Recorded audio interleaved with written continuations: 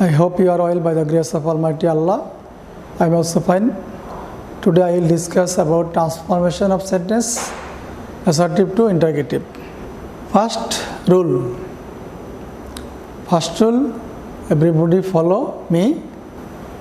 Auxiliary verb plus NT plus subject plus বাকি অংশ plus প্রশ্নবোধক চিহ্ন। ফার্স্ট আমাদেরকে অবশ্যই খেয়াল করতে হবে অক্সিলারি ভার্ব কি।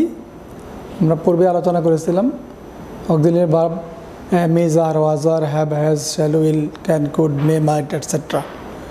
যদি অক্সিলারি ভার্ব থাকে কোনো সেন্টেন্সের মধ্যে, অ্যাসার্টিভ সেন্টেন্সের মধ্যে যদি কোনো অক্সিলারি ভার্ব থাকে, তাহলে ট্রান্সফরমেশন সেন্টেন্সের ক্ষেত্রে প্রথমে আমরা অক্সিলারি ভার্বকে লিখব।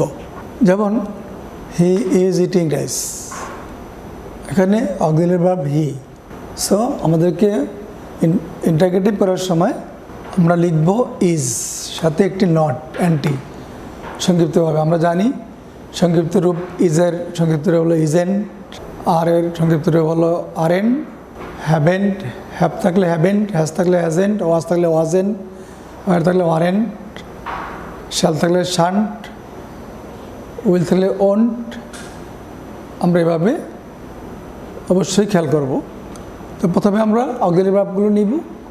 অক্সিলারি ভার্ব সেন্টেন্সের প্রথমে আমরা লিখব, তারপরে আমরা নট বসাবো, তারপরে সাবজেক্ট লিখব, তারপরে সেন্টেন্সের বাকি অংশ লিখব, তারপরে কোশ্চেন মার্ক। অবশ্যই খেয়াল করব আমরা যখন আমরা ইন্টারোগেটিভ সেন্টেন্স তৈরি করব তখন ইন্টারোগেটিভ চিহ্ন অবশ্যই দিতে হবে।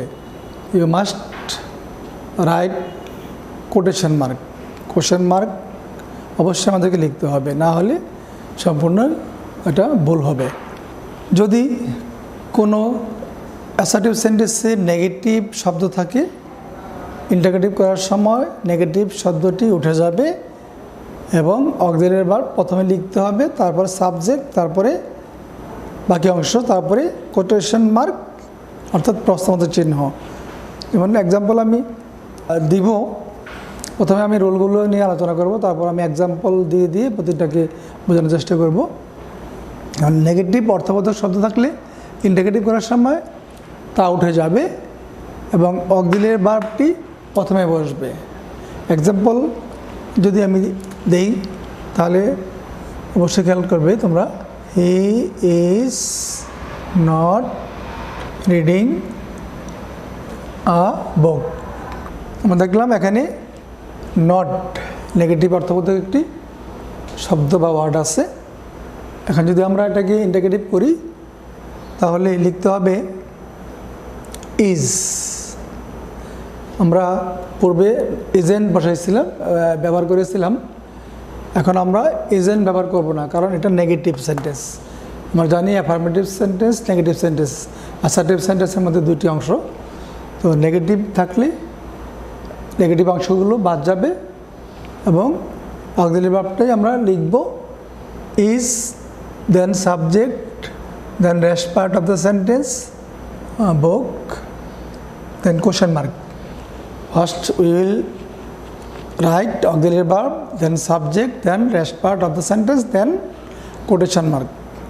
আমরা অবশ্যই খেয়াল করব যদি অ্যাফার্মেটিভ সেন্টেন্স হয় ইন্টারোগেটিভ করার সময় অক্সিলারি ভার্বের সাথে আমরা নট বসাবো, তারপর সাবজেক্ট বসাবো, তারপরে বাকি অংশ বসাবো, তারপরে আমরা ইন্টারোগেটিভ চিহ্ন আমরা লিখব। আর যদি নেগেটিভ অর্থবোধক কোনো অ্যাফার্মেটিভ সেন্টেন্স হয় সে ইন্টারোগেটিভ করার সময় নেগেটিভ শব্দটি উঠে যাবে এবং অক্সিলারি ভার্ব প্রথমে বসবে, তারপর সাবজেক্ট বসবে, তারপর বাকি অংশ, তারপরে কোশ্চেন মার্ক হবে। যদি প্রেজেন্ট ইন্ডিপেন্ডেন্স হয় তাহলে আমরা কীভাবে করবো? আমরা তো বলেছিলাম প্রথম রুলই, যদি সেন্টেন্সের মধ্যে অ্যাসার্টিভ সেন্টেন্সের মধ্যে অক্সিলারি ভার্ব থাকে তখন আমরা ইন্টারোগেটিভ করার সময় অক্সিলারি ভার্ব প্রথমে লিখব, তারপরে আমরা নট ব্যবহার করব, তারপর সাবজেক্ট, তারপর বাকি অংশ, তারপরে কোশ্চেন মার্ক। এখন প্রশ্ন হলো যদি অক্সিলারি ভার্ব না থাকে তখন আমরা কী করব? যেমন প্রেজেন্ট ইন্ডিপেন্ডেন্স এবং পাস্ট ইন্ডিপেন্ডেন্সের মধ্যে কোনো অক্সিলারি ভার্ব নেই। 12টি টেন্স আছে, আর মধ্যে 2টি টেন্সের মধ্যেই অক্সিলারি ভার্ব থাকে না, প্রেজেন্ট ইনডেফিনিট এবং পাস্ট ইনডেফিনিট। ওটা কীভাবে করবো আমরা অবশ্যই খেয়াল করবো এখন। তখন হবে don't or doesn't, then subject, then verb এর present form প্লাস বাকি অংশ প্লাস কোশ্চেন মার্ক। ডোন্ট অথবা ডাজেন্ট, তারপর সাবজেক্ট, তারপর ভার্বের প্রেজেন্ট ফর্ম, তারপরে বাকি অংশ, তারপরে প্রশ্নবোধক চিহ্ন আমরা বসাবো। Example, he eats rice, he eats rice, সে ভাত খায়। আমরা দেখলাম এখানে he eats, he third person হওয়ার কারণে ভার্বের সাথে এস যুক্ত আছে। যখন আমরা ইন্টিগ্রেটিভ করব তখন ডাজেন্ট আমরা ব্যবহার করব, ডাজেন্ট, দেন সাবজেক্ট, তারপরে ভার্বের প্রেজেন্ট ফর্ম। ডাজেন্ট বসানোর পরে এসটা উঠে যাবে, এখানে ইট বসবে, তারপরে রাইস, তারপরে প্রশ্নবোধক চিহ্ন।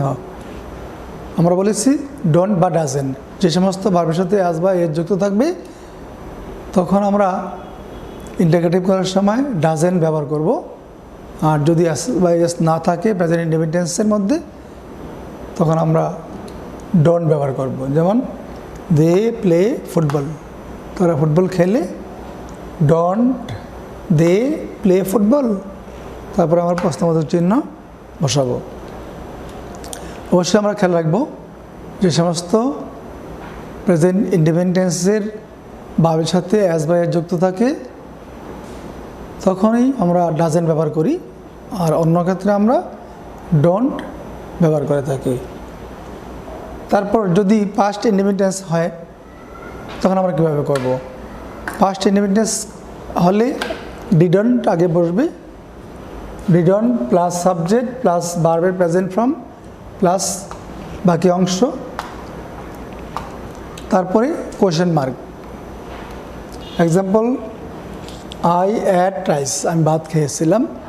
এখানে অ্যাট পাস্ট ফর্ম, আমরা জানি পাস্ট ইনডেফিনিট টেন্সে ভার্ব সবসময় পাস্ট ফর্ম হিসাবে থাকে।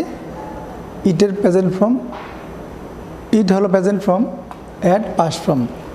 তাহলে এক্ষেত্রে আমরা ডিডন্ট ব্যবহার করব, ডিডন্ট, দেন সাবজেক্ট। যেহেতু আমরা ডিডন্ট ব্যবহার করেছি আমরা অবশ্যই খেয়াল রাখবো যখন আমরা ডিড নট বসাইব তখন ভার্বগুলো তখন আর প্রেজেন্ট ফর্ম পাস্ট ফর্ম থাকবে না। ডিডন্ট বসানোর পরে ভার্বটি প্রেজেন্ট ফর্ম হয়ে যাবে পাস্ট ফর্ম থেকে। যেমন এখানে অ্যাট ছিল, ডিড নট বসানোর পরে এখানে ডিডন্ট আই ইট রাইস, আমি কি ভাত খাইনি।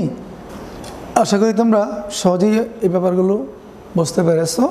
তারপরে আমি পুনরায় আলোচনা করব। যদি আমরা অ্যাসার্টিভ সেন্টেন্স থেকে ইন্টিগ্রেটিভ করতে চাই তাহলে প্রথমেই খেয়াল রাখবো যে অক্সিলারি ভার্ব প্রথমে লিখব, তারপরে নট, সংক্ষিপ্ত রূপে অ্যান্টি, অ্যান্ড, তারপর কমা দিয়ে আমরা টি লিখব, অ্যান্টি। আমি করে বলেছি ইজ থাকলে ইজেন্ট, এম থাকলে এন্ট, আর থাকলে আরেন্ট, শ্যাল থাকলে শান্ট, উইল থাকলে ওন্ট, ক্যান থাকলে কান্ট, কুড থাকলে কুডন্ট, ওর থাকলে উডন্ট। এই সমস্ত বিষয়গুলো আমাদের খেয়াল রাখতে হবে। প্রথমে আমরা অক্সিলারি ভার্ব বসাইব, তারপরে নট, তারপরে সাবজেক্ট, তারপরে সেন্টেন্সের বাকি অংশ প্লাস প্রশ্নবোধক চিহ্ন। যদি প্রেজেন্ট ইনডেফিনিট টেন্স হয় তাহলে ডোন্ট বা ডাজেন্ট প্রথমে লিখব, তারপর সাবজেক্ট, তারপরে ভার্বের বেস ফর্ম, তারপরে বাকি অংশ, তারপরে কোশ্চেন মার্ক। যদি অ্যাজ বেস থাকে ভার্বের সাথে তখন ডাজেন্ট হবে, অ্যাজ বেস না থাকলে ডোন্ট হবে। আর যদি পাস্ট ইনডেফিনিট টেন্স হয় তাহলে আমরা ডিড নট ব্যবহার করব, ডিডন্ট, তারপর সাবজেক্ট, তারপরে ভার্বের প্রেজেন্ট ফর্ম, তারপরে বাকি অংশ প্লাস প্রশ্নবোধক চিহ্ন। অ্যাসার্টিভ সেন্টেন্সে নেভার থাকলে এবার হয়, নাথিং থাকলে এনিথিং হয়। Example, I never drink tea. যদি আমরা ইন্টিগ্রেটিভ করি তাহলে ডু, কারণ এখানে ড্রিঙ্ক প্রেজেন্ট ফর্ম, তাহলে এখানে আমরা ডো ব্যবহার করলাম, ডো, তারপর সাবজেক্ট, তারপর নেভার থাকলে এবার হবে ড্রিঙ্ক, তারপর টি, তারপরে কোশ্চেন মার্ক। তাহলে কোনো অ্যাসার্টিভ সেন্টেন্সে যদি নেভার থাকে তাহলে এবার হবে, আর যদি ভার্বটি প্রেজেন্ট ফর্ম থাকে এবং ভার্বের সাথে অ্যাজ বা যুক্ত না থাকে তাহলে ডো হবে। আর যদি অ্যাজ বাই যুক্ত থাকলে এখানে ডাজ হবে। আশা করি তোমরা বুঝতে পেরেছো। তারপরে there is nothing to do, এখানে নাথিং, এই সেন্টেন্সের মধ্যে নাথিং আছে। এখানে অক্সিলারি ভার্ব ইজ, প্রথমে ইজ বসবে, তারপর দেয়ার, নাথিংয়ের পরিবর্তে এনিথিং, টু ডু, তারপরে কোশ্চেন মার্ক। কোনো অ্যাসার্টিভ সেন্টেন্সে যদি এভরিবডি থাকে, এভরিওয়ান থাকে অথবা অল থাকে, তাহলে আমরা যেই সূত্র প্রয়োগ করব, স্ট্রাকচার প্রয়োগ করব, হো plus don't or doesn't or didn't plus ভার্বের প্রেজেন্ট ফর্ম প্লাস ভার্বের পরের অংশ plus question mark. Example, everybody loves flower. হো ফর্মুলা অনুযায়ী হো, যেহেতু এখানে লাভস, এখানে ভার্বের সাথে অ্যাড যুক্ত আছে, এখানে আমরা ডাজেন্ট ব্যবহার করব। হো ডাজেন্ট, তারপরে লাভ, যেহেতু ডাজেন্ট ব্যবহার করেছি আমরা এখানে, সেখানে সেই কারণে এখানে অ্যাজ যুক্ত থাকবে না, এখানে লাভ হয়ে যাবে, love flower. Who doesn't love flower. তারপর everyone wants to be happy. এভরিওয়ানের পরিবর্তে আমরা হো ব্যবহার করব, হো ডাজেন্ট, এখানেও ওয়ান্টস, যেহেতু এভরিওয়ান থার্ড পারসন, এখানে ভার্বের সাথে অ্যাজ যুক্ত আছে, সেজন্য এখানে হো প্লাস ডাজেন্ট, এখানে ডাজেন্ট হবে, হো doesn't want to be happy, তারপরে প্রশ্নবোধক চিহ্ন। Next, all love an honest man.